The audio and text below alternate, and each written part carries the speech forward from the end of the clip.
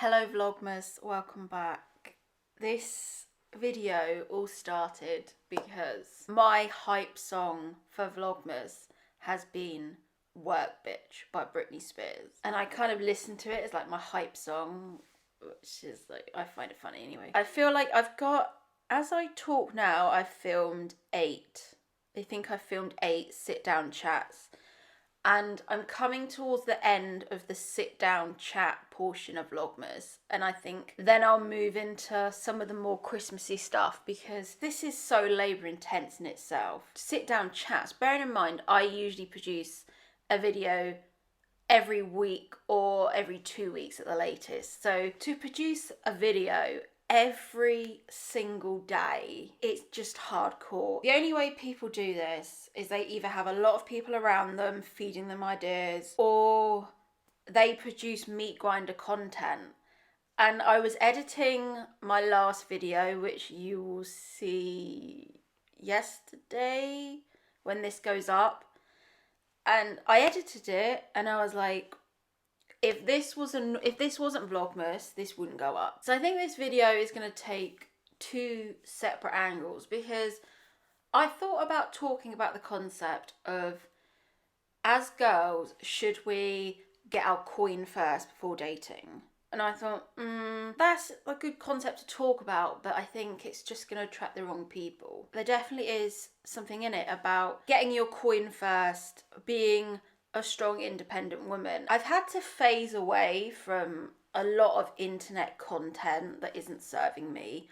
And for some reason, my algorithm tends to feed me a lot of right-wing content that I have to just push away. Because I think it's fine. Like, people believe whatever you want to believe. But me sitting here keep getting force-fed this narrative that because I'm single, I'm a worthless piece of shit, isn't really doing me any good. And I thought I just wanted to put out a video for people like me, basically. But if you think about it logically, you're gonna have to work, bitch. It's okay telling people to get married at 25 and be a housewife, but the reality is, in modern day society, you're still gonna have to work. I don't mix around the circles where the woman has a rich husband and she doesn't have to work. Like, you are going to have to work throughout your life. You might as well pick a job that you love.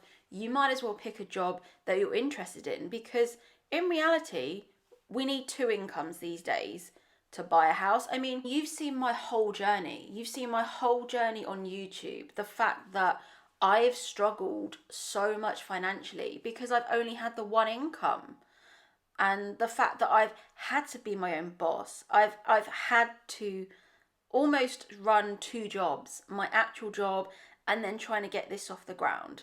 Because this is the reality of modern life, is that you need 2 incomes to buy a house. If you have children, you're going to have to go back to work. So you're going to have to work, bitch. So all that red pill content that I was previously watching, I feel like finally now it's starting to die down because they do not have a leg to stand on. The irony is, you're going to have to work now. You're going to have to work from 18 up until retirement. And obviously the retirement age is increasing anyway. So where is the content telling women to follow their dreams? It seems to be all pushed down at the moment because of the right-wing media telling women that if they follow their dreams, they're going to end up on antidepressants. I was thinking earlier on, before I was filming this, I was like, what is the answer? The logistical answer for women is that we can't all be influencers. I mean, you've seen my influencer journey, like 4 years in. It's not for the faint-hearted. We can't make everyone influencers. Really, it's ridiculous that at my age, I've had to almost change career and become an influencer because I can't afford a house, etc. And I've had to think out the box and think, you've got to do something else. You can't rely on a man. Gone are the days where women could literally just pick someone in their area and think, yeah, I can get married and I don't have to work. My life is sorted. Gone are those days. Now, even if you do marry someone, you're going to have to work anyway. So I don't know where this whole notion of women not following their dreams came from. It is right-wing backlash at the moment. And I feel like I'm one of the few voices on the internet that are like, no. But there's also this idea of getting your coin before dating. And I feel that when you go out dating, you have to go out there as strong as possible. You don't have to be perfect. No one is perfect. You don't have to have the perfect body. You don't have to have zero problems, because that's not going to happen as a human. Like, everyone has problems. But I think you need to go out there as strong as possible. And I think getting your coin first before dating, I think is quite a good strategy. And I'm really hastened to make this video because I know it's going to be a really controversial, because there's always people that are going to be like, women at their most fertile at 25 and they need to marry then. There's always going to be those type of people on the internet. But I guess what I'm saying is, if you have your own career and your own purpose before you go into dating, it's only going to help you in the long run, because you're going to be more secure as a person. You're going to have something to fall back on. Doing this has definitely helped me in my dating. It's made me not so needy. It's made me have better judgment, and it's really given me that focus. Men are constantly told to get their coin first and then get the woman. But we don't tell that to women because of obviously the biological clock. But why can't you do both at the same time? Why can't you concentrate on yourself and your own career and date? Why is that a problem? Why does it have to be one or the other? Why can't you do both? The whole point of getting your coin and being sorted is then you can date from a place of choice. You're not dating from a place of financial security like my mother's generation were. You're dating from a place of choice because you have all your basic needs covered. If you've got yourself sorted and you've got your career sorted and, you're in a good situation, you can then potentially pick someone who's maybe not on the same financial level as you, but they're a good, kind person, and they'll stick with you because you've got that base covered and you don't need to worry. You're never going to find the perfect person. You're never going to find the person the same age as you. You're never going to find the same person on the same financial level as you. You're never going to find someone that's healed as much as you, that's maybe spiritually evolved as you. You're never going to find that specific perfect person. So if you can get yourself sorted as much as possible, you're in a place where you're not worrying about money, you're in a place where you feel good about yourself, then you're going to pick better. You're going to make more informed choices. And like you've seen me do, if someone is not fitting the bill, I get rid of them more quickly because I have an inner confidence now that says, no, this person isn't for me. That has come from, leveling up and leveling